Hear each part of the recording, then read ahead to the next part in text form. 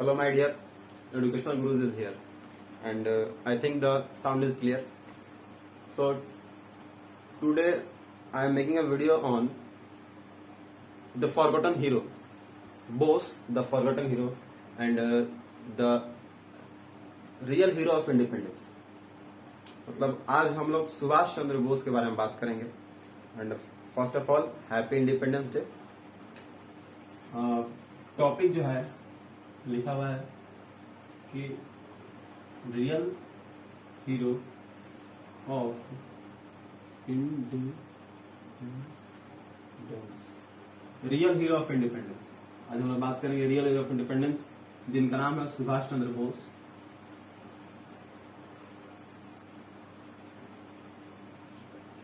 बोस जिनको एक ऐसे भी जाना जाता है कि बोस द फॉरगॉटन हीरो। इनको बोस द फॉरगॉटन हीरो के नाम से भी जाना जाता है। तो इनके बारे में आज हम लोग बात करेंगे। ये जो थे रियल हीरो ऑफ इंडिपेंडेंस, इनके अलावा और भी लोग तो थे बट इनको रियल हीरो ऑफ इंडिपेंडेंस कहा गया है। वैसे तो भगत सिंह, राजगुरु, सुखदेव भी थे, फांसी पर चढ़े हुए थे। उनके अलावा एक खुदीराम बोस भी थे। खुदीराम बोस भी एक स्वतंत्रता सेनानी थे जिनको मात्र 19 साल की कम उम्र पर अंग्रेजों ने फांसी दे दिया था। तो ऐसे तो भारतीय स्वतंत्रता संग्राम में हीरोज तो बहुत थे बट इस वीडियो में हम सुभाष चंद्र बोस के बारे में ही बात करेंगे। तो जो हमारे फॉरगॉटन हीरो थे, जो सुभाष चंद्र बोस जी थे, उनका जन्म 23 जनवरी को हुआ था। उनका जन्म 23 जनवरी को हुआ था 1897 में हुआ था। 1897 में सुभाष चंद्र बोस जी का जन्म हुआ था। उनके पिताजी थे जानकीनाथ बोस। उनके पिताजी का नाम था जानकीनाथ बोस। जानकीनाथ बोस उनके पिताजी थे और उनकी माताजी का नाम था प्रभावती देवी। तो उनका जन्म हुआ था कटक में, उड़ीसा में, उड़ीसा कटक में उनका जन्म हुआ था। और उसके बाद वो अपने पढ़ाई वहां तो पूरी बचपन की पढ़ाई उड़ीसा से किए होंगे। उसके बाद बीए जो उन्होंने किया हुआ था, तो बीए उन्होंने दर्शन शास्त्र से बीए किया हुआ था और स्कॉटिश कॉलेज से, जो कि कोलकाता में, कोलकाता का स्कॉटिश कॉलेज से उन्होंने बीए किया हुआ था। उड़ीसा से मतलब जन्म हुआ था, कोलकाता में उन्होंने बीए किया हुआ था। उसके बाद वो जो थे स्वतंत्रता चाहते थे, देश के स्वतंत्रता चाहते थे और स्वतंत्रता के मतलब जो भी आंदोलन या कुछ संग्राम हुआ करते थे उनमें पार्टिसिपेट हुआ करते थे हमेशा। तो ऐसे जब पार्टिसिपेट हुआ करते थे वैसे अच्छे करके थे। तो उनके पिताजी कह रहे थे कि ये तुम क्या कर रहे हो सुभाष। उनके पिताजी जो थे इनसे कह रहे थे कि सुभाष ये तुम क्या कर रहे हो, मतलब हमेशा इधर उधर भटकते रहते हो, घूमते रहते हो, आंदोलन करते रहते हो, पढ़ाई लिखाई तुमको मतलब है नहीं लगता है, तुमको पढ़ाई लिखाई करना है नहीं, खाली घूमते रहते हो इधर उधर, मतलब एज अ जो हम लोग बिहारी बोलते हैं लफुआ हो गया है, उस तरह से इनका घूमते रहते हैं। पिताजी ने इनको बहुत डांटा और समझाया। तो उन्होंने कहा कि ठीक है पिताजी, मैं आपके लिए, मतलब पिताजी को दिखाने के लिए कि मैं लफुआ मतलब टाइप का नहीं हूँ, मैं इंटेलिजेंट हूँ, मुझ में टैलेंट है, इस चीज को दिखाने के लिए उन्होंने क्या किया कि एक जब अंग्रेज भारत राज कर रहे थे तो वहां उस समय क्या हो रहा था कि जितने भी हमारे लोग थे इंडियन में, अच्छे लोग जो थे, पढ़े लिखे, ज्यादा पढ़े हुए थे, वो लोग इंग्लैंड से ही पढ़ रहे थे। अब चूंकि इंग्लैंड से इसलिए पढ़ रहे थे क्योंकि जैसे नेहरू जी भी थे या उनके महात्मा गांधी थे, सब लोग इंग्लैंड से ही पढ़ रहे थे। इसलिए पढ़ रहे थे क्योंकि भारत में जब अंग्रेजों का शासन था उस समय, तो उस समय पूरे हिंदुस्तान में अंग्रेजों का ही लॉ चलता था, अंग्रेजों का ही कानून चलता था, अंग्रेजों का ही सब कुछ यहाँ पे चलता था जो वो बनाए थे। तो इसीलिए किसी को अगर पढ़ना होता था तो वो इंग्लैंड जाकर ही पढ़ते थे, लंदन में जाकर, मतलब इंग्लैंड में जाकर पढ़ाई करते थे वो, क्योंकि उन्हीं लोगों का सब कुछ चलता था, तो लंदन में जाकर पढ़ना पड़ता था। तो सुभाष चंद्र बोस भी लंदन गए थे। एक आईसीई एग्जाम होता है, आईसीएस होता है, ऐसे एग्जाम उस समय हो रहा था जो आजकल इसको हम लोग आईएएस के लेवल तक क्या सकते हैं, आईएएस के लेवल का आईसीएस एग्जाम था। तो इसकी पढ़ाई के लिए सुभाष चंद्र बोस जी थे वो लंदन गए, वहां से इसकी तैयारी की। और मैं आपको बता दूं कि 1921 में सुभाष चंद्र बोस जी ने इस आईसीएस की परीक्षा में 4th रैंक लाया। 4th रैंक पूरे वर्ल्ड में उन्होंने 4th रैंक लाया था। ये आईसीएस जो परीक्षा थी आईएएस की परीक्षा के समान होती है, बहुत हार्ड परीक्षा होती है। उन्होंने 4th रैंक लाया था, पूरे दुनिया में उन्होंने 4th रैंक लाया था। जो गुलाम भारत में थे उस समय तो भारत गुलामी था अंग्रेजों के अधीन में, तो वो 4th रैंक लाए थे आईसीएस में। इस बात को समझिएगा कि कितने इंटेलिजेंट आदमी थे, सोचिए उनके बारे में। सुभाष चंद्र बोस बहुत ब्रिलियंट आदमी थे, बहुत ही ज्यादा इंटेलिजेंट आदमी थे। उन्होंने 4th रैंक लाया पूरे वर्ल्ड में आईसीएस की परीक्षा में देकर, सोचिए। उसके बाद उन्होंने चूंकि वो चाहते थे अपने देश को आजाद कराना, वो नहीं चाहते थे कि मैं आईसीएस परीक्षा में दे दिया हूं, मैं 4th रैंक में आया, इतना अच्छा मैंने मतलब इतना अच्छा रिजल्ट आया मेरा, लेकिन इसके बावजूद भी उन्होंने क्या सोचा कि वो अपने देश को आजाद कराने के चक्कर में थे। वो अंग्रेजों के अंडर आईसीएस परीक्षा तो दिए हुए थे, अंग्रेजों के अंडर वो जॉब करना नहीं चाहते थे, उनका ये सपना नहीं था, उनका सपना कुछ और था, कुछ बड़ा करना था। और उसी के वजह से आज हम लोग उनको याद कर रहे हैं। उनका सपना बड़ा था, इसलिए उन्होंने आईसीएस परीक्षा तो दिया, 4th रैंक आ भी गया, अच्छा तरह गया, जॉब उनको मिल भी गया, लेकिन उन्होंने ये जॉब किया नहीं, रिजाइन कर दिया उस जॉब को। उन्होंने एग्जाम के देने के बाद कुछ महीने के बाद जॉब से रिजाइन कर दिया, छोड़ दिया उन्होंने और फिर वहां से इंडिया आ गए। तो सोचिए आज के जमाने में अगर कोई इंसान आईएएस की परीक्षा निकाले, अच्छा खासा रैंक आ जाए उसका, ऑल इंडिया रैंक, और उसके बावजूद आज तो खैर ऑल इंडिया रैंक है, वहां पर ऑल वर्ल्ड रैंक था, और अगर ऑल इंडिया रैंक में किसी का अच्छा रैंक आ जाए, इसको परीक्षा क्वालिफाई कर ले, उसके बाद अगर वो परीक्षा छोड़ दे, तो जिस जगह भी जाएगा, जहां भी जाएगा, उसकी वैल्यू सोचिए, उस इंसान की कितनी वैल्यू होगी जिसने यूपीएससी क्रैक करने के बाद यूपीएससी को छोड़ दिया और कुछ मान लीजिए कोचिंग कराने लगा या किसी स्कूल में चला गया, किसी तरह किसी का प्रोफेसर बनना चाहा कहीं पे, तो सोचिए उस इंसान की वैल्यू कितनी है। सुभाष चंद्र बोस जी जब 1923 में क्या कि वो इंडिया आए, 1923 में जब वो इंडिया आए तो पता चला भाई कि आईसीएस परीक्षा दिया हुआ है, इतने पढ़े लिखे आदमी हैं, बड़े आदमी हैं, तो इनकी कद्र इंडिया में बहुत अच्छी तरह हो रही थी। और आते ही, अब चूंकि वहां पे उस समय इंडिया में 1900 के टाइम पे इंडिया में एक ही बड़ी पार्टी थी और वो थी कांग्रेस, तो इनको सुभाष चंद्र बोस जी को 1923 में युवा कांग्रेस का अध्यक्ष बना दिया गया, क्योंकि उस समय वो युवा ही थे, तो उनको युवा कांग्रेस का अध्यक्ष बना दिया गया 1923 में। और अब जानते थे अच्छा खासा पढ़े लिखे हैं तो बहुत ज्यादा वैल्यू थी उनकी, और अच्छे काम से भी थे। तो 1923 में उनको कांग्रेस का मतलब युवा कांग्रेस का अध्यक्ष बना दिया गया। उसके बाद यहाँ पे इंडिया में आ चुके थे तो अच्छे खासे वैल्यू थी उनकी, और अपना आजादी के लिए अपना आंदोलन कर रहे थे, अपने आजादी पे अपना कार्य कर रहे थे कुछ धीरे धीरे। तो धीरे धीरे वो भी प्रचलित होते गए। अब चूंकि एकमात्र पार्टी थी कांग्रेस, तो कांग्रेस की बहुत ज्यादा वैल्यू थी और उनकी भी बहुत ज्यादा वैल्यू हो गई। उसके बाद 1930 में अब ये एक ऐसे स्वतंत्रता सेनानी थे जो देश के लिए लड़ रहे थे, लेकिन देश में रहकर नहीं, देश से बाहर जाकर लड़ रहे थे। पूरी दुनिया का दौर किया था इन्होंने भारत को आजाद कराने के लिए। भारत से कभी बर्मा गए, कभी पाकिस्तान गए, कभी मतलब पाकिस्तान उस समय नहीं था, वो पेशावर था, वो इंडिया में था, उसमें पाकिस्तान तो बंटवारा तो नहीं हुआ था। जर्मनी गए, जापान गए, सिंगापुर गए, कहाँ कहाँ इन्होंने किया था, सफर किया था सिर्फ भारत को आजादी कराने के लिए। देश से बाहर रह रहे थे, देश से बाहर जाकर कर रहे थे अपने आजादी की स्वतंत्रता की लड़ाई। तो 1930 में वो ऑस्ट्रिया गए, 1930 से 1937 तक ऑस्ट्रिया में रहे। उसके बाद वहां पे उनके दोस्त थे डॉक्टर माथुर। उसके बाद 1931 से 32 में उन्होंने एक बुक लिखा, भारत की स्वतंत्रता संघर्ष। उन्होंने 1929 में बुक लिखा और ऑस्ट्रिया में थे उस समय, तो 1935 में उस बुक को पब्लिश किया गया। जर्मनी ने उस समय हेल्प किया था इनके बुक को पब्लिश करने में, जर्मनी की हेल्प से उन्होंने इस बुक को पब्लिश किया हुआ था। और 1937 में उन्होंने शादी कर लिया। 1907 उन्होंने शादी जो किया, उनके नाम थी एमिली शेंकल नाम था, वो मैं लिखा हुआ है, एमिली शेंकल उनकी वाइफ का नाम था, एमिली शेंकल। देखिए एमिली शेंकल उनका नाम था, एमिली शेंकल, यही था स्पेलिंग शायद, हाँ एमिली शेंकल नाम था उनकी वाइफ का। 1937 में उन्होंने शादी कर लिया वहां पर। उसके बाद आते हैं आगे थोड़ा सा। उसके बाद 1938 में इंडिया आए और इंडिया में 1938 में हरिपुरी अधिवेशन हुआ था। महात्मा गांधी ने इसका शुरुआत किया। आंदोलन तो बहुत सारा महात्मा गांधी करते थे, इसी बात महात्मा गांधी ने बहुत ज्यादा आंदोलन किया हुआ। तो 1938 में हरिपुरी अधिवेशन हुआ। उसके बाद 1939 में उन्होंने ऑल इंडिया फॉरवर्ड ब्लॉक की स्थापना की। उसके बाद 1939 में ही वो हुआ, क्या बोलते हैं, त्रिपुरा अधिवेशन हुआ। उसके बाद 1939 में अब देखिए क्या होता है। अब 1939 में वर्ल्ड वार सेकेंड जो था आरंभ हो चुका था। 1939 में मैं इसको बता देता हूँ।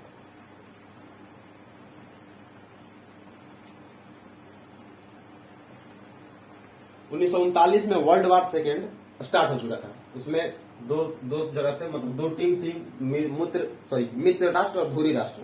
और उसमें जो था, मतलब ज्यादा की बात नहीं करेंगे, सिर्फ बात करेंगे जर्मनी और जापान की। जर्मनी और जापान जो था एक साइड में था, और भी देश थे तो उनका बात नहीं करेंगे। और दूसरे साइड में ब्रिटेन को ले लेते हैं, यूएस को ले लेते हैं। ठीक, ये सब मेन थे। और भी था लेकिन इनकी बात करते हैं। जर्मनी और जापान की तरफ मान लीजिए, और ब्रिटेन और यूएस की तरफ। तो यहाँ पे सुभाष चंद्र बोस को एक बहुत बड़ी पॉइंट मिली। उन्होंने यहाँ पे इस चीज को, इस वर्ल्ड वार 2 रूपी मौके को अपने हिंदुस्तान की आजादी के लिए सोचा कि इससे कुछ हो सकता है हम लोग का। क्यों सोचा? क्योंकि हम लोग जो थे, इंडिया था ब्रिटेन का गुलाम था, इंडिया उस समय ब्रिटेन के अंडर था, और जर्मनी जो था, जर्मनी ब्रिटेन का सबसे बड़ा दुश्मन था। जर्मनी जो था ब्रिटेन का सबसे बड़ा दुश्मन था, और इस समय पे जर्मनी में हुआ करता था एक, जिसको आज तक का दुनिया का सबसे क्रूर शासक माना गया है, वो था हिटलर। और मैं बता दूं आपको कि उस समय में हिटलर से पूरी दुनिया डरती थी, ठीक है ना, हिटलर से उस समय पूरी दुनिया डरती थी। तो सुभाष चंद्र बोस जी को ये बहुत ही अच्छा मौका मिला। उन्होंने सोचा कि अगर इस आजादी अगर चाहिए तो इससे अच्छा समय हो ही नहीं सकता है। 1939 का ये समय था।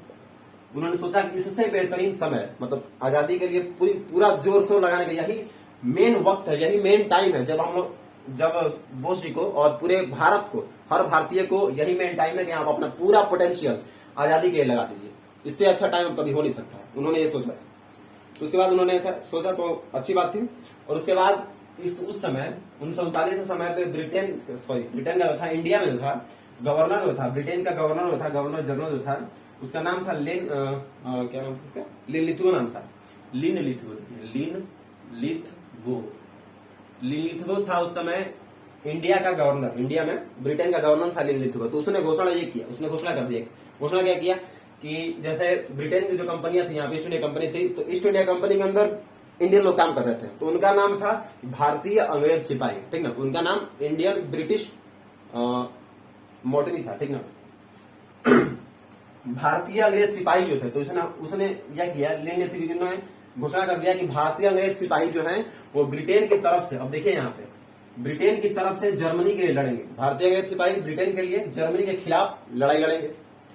तो उसने घोषणा किया। उसके बाद सुभाष चंद्र बोस जी ने, अब उनको इच्छा हुआ हिटलर से मिलने का। उससे पहले थोड़ा सा बात करते हैं उन्होंने क्या हुआ। तो इतना तक अब बोस जी तो थे पूरे हिंदुस्तान में, पूरी चर्चा में थे। तो अंग्रेज जो थे सुभाष चंद्र बोस जी से बहुत डरते थे। पहली बात ये तो उनका वो आईसीएस के बाद था। उसके बाद ये बहुत बड़े इन्फ्लुएंसर थे, बहुत बड़े इन्फ्लुएंसर। मैं आपको बता रहा हूँ, बहुत बड़े इन्फ्लुएंसर। सोचिए इस बात से कि इन्होंने गुलाम हिंदुस्तान का, सोचिए हिटलर के बारे में। हिटलर जो था, हिटलर को ये तो पता होगा ही कि ब्रिटेन की तरफ से इंडियन आर्मी जो मतलब ब्रिटिश इंडियन आर्मी जो मतलब भारतीय अंग्रेज सिपाही, मतलब भारत के लोग, भारतीय अंग्रेज सिपाही मतलब भारत के लोग ब्रिटेन के अंदर में थे, और ये जर्मनी के खिलाफ लड़ रहे हैं। और उस देश का एक व्यक्ति सुभाष चंद्र बोस, इस जर्मनी के इस हिटलर को, जो पूरी दुनिया का सबसे बड़ा तनाशाह था, आज तक उसका तनाशाह क्रू पैदा नहीं हुआ, उसको इन्होंने अपनी बातों में बचा लिया, मतलब बातों से अपने उसको कन्विंस कर दिया। सुभाष चंद्र बोस जी ने हिटलर को कन्विंस किया। सोचिए इस बात को, कितने बड़े इन्फ्लुएंसर थे, इनकी आवाज में कितनी ताकत थी। बोस जी ने हिटलर को कन्विंस किया था। वो आगे थोड़ा पढ़ेंगे। उसके बाद क्या हुआ कि इतने बहुत बड़े इन्फ्लुएंसर थे, तो अंग्रेजों ने क्या किया कि इनको इनके घर में नजरबंद कर दिया, इनके ऊपर नजरबंद कर दिया, और इनके घर के चारों तरफ सीआईडी का पहरा लगा दिया। अंग्रेजों ने उस समय सीआईडी जो थी, अंग्रेजों ने उसमें सीआईडी का पहरा लगा दिया। वो कहते हैं बोस जो है, अंग्रेजों का आर्ग्यूमेंट था, बोस जो है अपने घर से बाहर नहीं निकलना चाहिए। लेकिन थे तो बहुत ही तेज आदमी, शातिर आदमी थे। एक कहावत है ना कि बादलों में वो ताकत कहाँ कि सूर्य को रोक सके। अंग्रेज सिपाही जो थे, ये बादल है, तो बादलों में वो ताकत कहाँ कि सूर्य को रोक सके। तो भाई सुभाष चंद्र बोस से निकले, तो एक नई गाड़ी लिए, और अपने भतीजे शिशिर बोस, उनके भतीजे थे शिशिर बोस, उनके साथ, उनके हेल्प से वो कोलकाता में उस समय थे, कोलकाता में नजरबंद किया गया था। तो वहां से वो निकले और पहुंचे पेशावर, जो पेशावर अभी प्रेजेंट में पाकिस्तान में है। पेशावर पहुंचे, पेशावर में वहां पे उनको जासूस थे, एक भगत राम जासूस थे। उनके बाद वो पेशावर से अफगानिस्तान गए, अफगानिस्तान से रूस होते हुए जर्मनी चले गए, अफगानिस्तान से रूस और रूस होते हुए जर्मनी चले गए। और जर्मनी जब गए, यहाँ पे देखिएगा बहुत बड़ी पॉइंट है, बहुत अच्छी बात है। यहाँ पे जर्मनी गए और वहां पे उन्होंने वो हिटलर से मिले। और ये अब टाइम आ गया हम लोग का 1941 से 42 शायद 1941 में थे, 1942-43 में वो हिटलर के पास गए थे मिलने के लिए उससे। तो भाई हिटलर के पास गया था अपना कुछ हेल्प करने के लिए। तो हिटलर से मिलने गए कौन? बोस जी, सुभाष चंद्र बोस जी हिटलर के साथ हिटलर को मिलने गए, हिटलर से मिलने गए। बहुत कुछ मतलब कोशिश करने के बाद सुभाष चंद्र बोस जी को मौका मिला कि आप हिटलर से मिल सकते हैं। तो हिटलर जो था ना, हिटलर तनाशाह था ही, लेकिन उसके साथ साथ उसको अपने जान का भी खतरा था। हिटलर को अपने जान का बहुत ज्यादा खतरा था, मतलब इतना खतरा था, अपना जान के लिए घबराता था कि हिटलर ने अपने जो घर में वो जो रसोईया थे, जो खाना बनाते थे लोग, वो जो लोग खाना बनाते थे वो पहले हिटलर खाना जो खाता था उस खाना को रसोईया लोग चेक करता था, पहले खाता था ये खाने में कुछ दिक्कत तो नहीं, कुछ जहर तो नहीं है। हिटलर मतलब बहुत ज्यादा शक वाला आदमी, बहुत ज्यादा शक करता था, अपनी सिक्योरिटी का बहुत ज्यादा ख्याल रखता था। तो जब बोस जी हिटलर से मिलने गए तो बोस जी को डायरेक्ट हिटलर आके नहीं मिला। हिटलर ने पहले हमशक्ल रखे हुए थे, 200-300 हमशक्ल रखे हुए थे।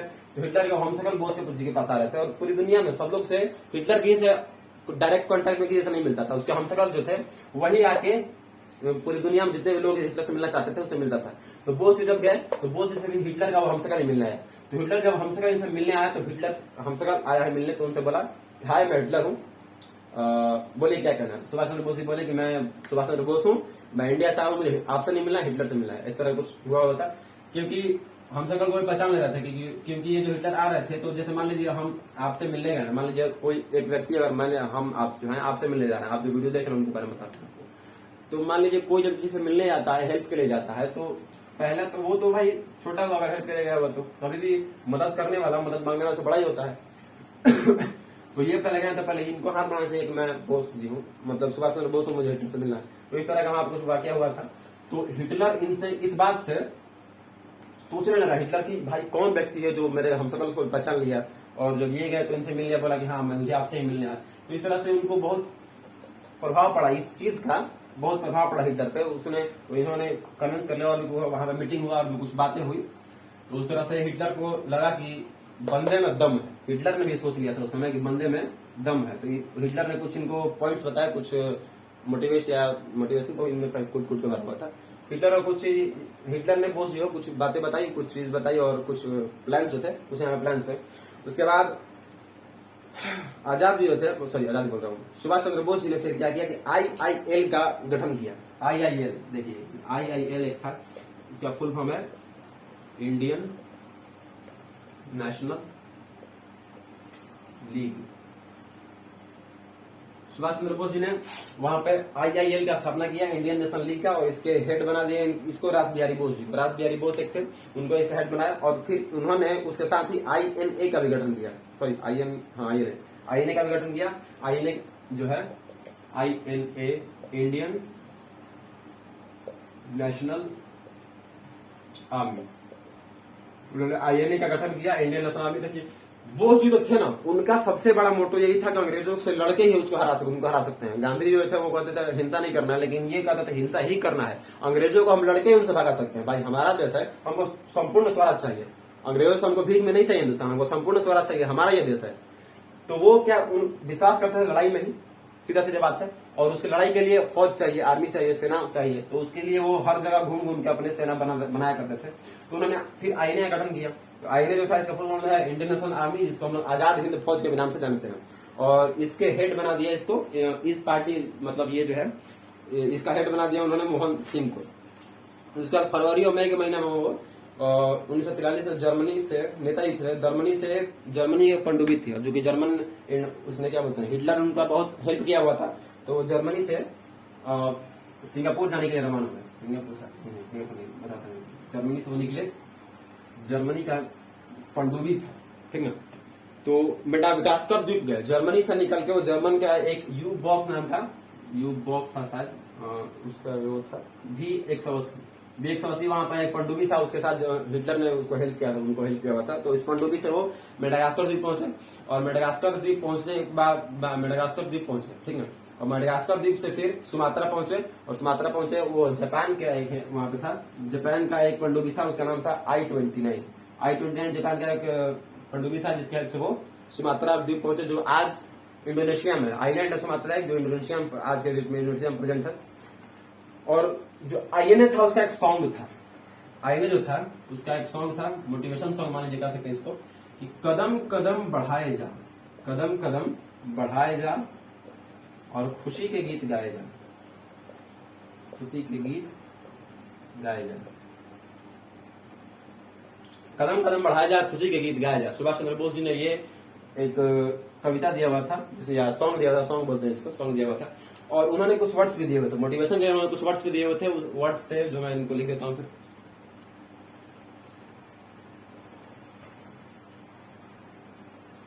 सुभाष चंद्र बोस जी ने 3 वर्ड्स दिए हुए थे, वो 3 वर्ड्स थे, इस लिख देता हूं इसको, इत्तेफाक, इस्तेमाद, इस्तेमाद और कुर्बानी।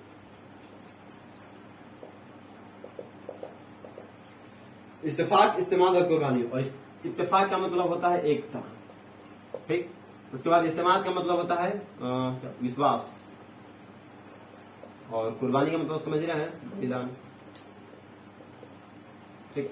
उन्होंने ये 3 वर्ड्स दिए थे। इन वर्ड्स को बोल सकते हैं मोटिवेशन कोट्स जैसा होता है, मोटिवेशन वर्ड्स है ये। और उसके बाद उन्होंने एक और पार्टी बोलो, एक और फौज का गठन किया जिसका नाम था रानी लक्ष्मीबाई रेजिमेंट। उन्होंने फिर एक रानी लक्ष्मीबाई रेजिमेंट का गठन किया और उसके हेड बना दिया स्वामी लक्ष्मी। तो रानी लक्ष्मीबाई जो रेजिमेंट था, रानी लक्ष्मीबाई रेजिमेंट, रानी लक्ष्मी जो रेजिमेंट था उसके हेड बना दिया उन्होंने, उनको हेड बना दिया। वो स्वामी लक्ष्मीनाथन थे, उनको इस रेजिमेंट का उन्होंने हेड बना दिया। और उसके बाद सुभाष चंद्र बोस जी ने यहाँ पे भी एक डायलॉग दिया, जिसको हम लोग बोलते हैं तुम मुझे खून दो मैं तुम्हें आजादी दूंगा। ये डायलॉग जो है ये आप लोगों ने बहुत जगह सुना होगा, तुम मुझे खून दो मैं तुम्हें आजादी दूंगा। तो यहाँ पे जो उन्होंने कहा था कि तुम मुझे खून दो मैं तुम्हें आजादी दूंगा, इसका मतलब था कि तुम मुझे खून दो मतलब तुम मुझे अपना सपोर्ट दो, ठीक है। मतलब तुम मुझे सपोर्ट करो, मेरे साथ मेरे सेना में भर्ती हो, देश की स्वतंत्रता के लिए संग्राम, देश के स्वतंत्रता संग्राम में अपना हिस्सादारी लो वहां पे। इसका मतलब ये था, तुम मुझे खून दो का मतलब यही था कि देश के लिए जो हम लोग लड़ रहे हैं, जो लड़ाई लड़ रहे हैं, उस लड़ाई में अपना सहयोग दो। इसका मतलब था देश के लिए खून दो, और मतलब तुम मुझे खून दो और मैं तुम्हें आजादी दूंगा। उसके बाद 21 अक्टूबर 1943 को अंडमान एवं निकोबार पर नेताजी ने स्वतंत्र भारत की प्रावधानिक सरकार आरजी हुकूमत आजाद हिंद फौज का गठन किया। देखिए सेना में बहुत ज्यादा बिलीव करते थे, इनको पता था कि ब्रिटेन के पास सेना बहुत बड़ी है और हमारे पास सेना की कमी है, तो इसलिए ये सेना बनाने में बहुत ज्यादा बिलीव करते थे। वहां पर उन्होंने स्वतंत्र भारत की प्रावधानिक सरकार आरजी, मैं ये बताता हूं, आरजी और था हुकूमत फौज, आरजी हुकूमत हिंद फौज, सॉरी हाँ, आरजी हुकूमत हिंद फौज का गठन किया अंडमान एंड निकोबार में। उसके बाद मार्च 1949 में आईएनए और जापानी सेना जो हेल्प में लगा था, उसके साथ मिलकर उन्होंने कोहिमा इम्फाल पर हमला कर दिया। मतलब कोहिमा इम्फाल पर हमला करने का मतलब ये कोहिमा जो भारत के राज्य है, मतलब सॉरी भारत में ये बोल सकते हैं क्षेत्र है भारत के, और इम्फाल नागालैंड में, कोहिमा इम्फाल। तो कोहिमा और इम्फाल पर उन्होंने हमला कर दिया। इट मीन्स कि अंग्रेजों पर हमला कर दिया, क्योंकि भारत में तो अंग्रेज पूरा चारों तरफ फैले हुए थे, जहां जहां थे, तो जहां जहां अंग्रेज थे तो कोहिमा और इम्फाल पर उन्होंने अंग्रेजों पर हमला कर दिया। अपने आईएनए, अपना जो आईएनए फौज था, आईएनए और जापानी फौज के साथ, जापान ने हेल्प किया था हमको यहाँ पे, तो जापानी फौज के साथ उन्होंने हमला कर दिया वहां पे। और उसके बाद 14 अगस्त को यह हमला हुआ था, 14 अगस्त 1945 को। लेकिन उसके बाद क्या हुआ कि जब अमेरिका ने जापान पे बम गिराया हुआ था ना, हिरोशिमा नागासाकी को, तो जापान हार गया था। तो जापान हार गया तो फिर जापानी सेना हमारे सपोर्ट नहीं दे पाई। उसके बाद हिटलर भी हार गया वर्ल्ड वॉर 2, तो हिटलर भी अब हार गया वर्ल्ड वॉर 2, तो उसने भी अब सपोर्ट देना बंद कर दिया। उसके बाद फिर 18 अगस्त 1945 को, अब ये एक मिस्ट्री है, आज तक इसका पता नहीं चल पाया कि एक्चुअली हुआ क्या था, बट 18 अगस्त 1945 को कहा यह जाता है कि जापान का एक विमान था जिसमें बोस जी का दुर्घटना हो गई, और जापान का अधिकृत फोर्मोसा में है, जो वर्तमान में ताइवान कहलाता है, उस ताइवान में सुभाष चंद्र बोस जी का प्लेन जो क्रैश हो गया था। ऐसा कहा जाता है कि सुभाष चंद्र बोस जी का प्लेन क्रैश हो गया था, और बट मिस्ट्री है, आज तक पता नहीं चल पाया कि रियल में उनका डेथ हुआ था, मतलब एक्सीडेंट हुआ था या कुछ और था। तो 18 अगस्त 1945 को 1945 को कह सकते हैं कि वो देश के लिए कुर्बान हो गया अपने। और उसके बाद फिर उसके 2 साल बाद 1947 को, 15 अगस्त 1947 को हमारे देश को आजादी मिली। ठीक है, तो यहां तक थी, ये सहयोग था सुभाष चंद्र बोस जी का। वीडियो एंड करने से पहले एक शेर अर्ज किया है कि अपनी जान हम कुर्बान कर देंगे, बस सुरक्षित हमको हमारा वतन चाहिए। अपनी जान हम कुर्बान कर देंगे, बस सुरक्षित हमको हमारा वतन चाहिए। और जब हमारी मौत आए तो तिरंगा हमको कफन चाहिए। जय हिंद।